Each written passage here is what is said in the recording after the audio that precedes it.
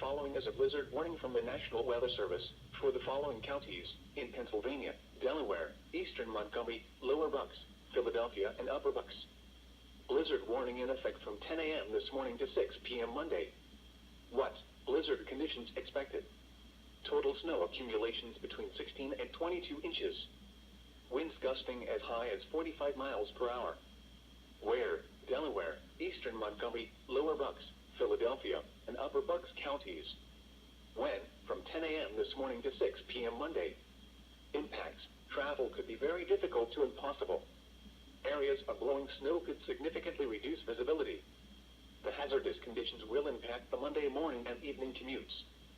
Gusty winds could bring down tree branches and result in isolated power outages. Additional details: snowfall rates could exceed 2 inches per hour. Locally higher snowfall amounts and significant drifting of snow possible. Travel should be restricted to emergencies only.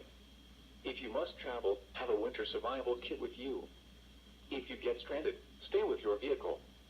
The latest road conditions for the state you are calling from can be obtained by calling 511.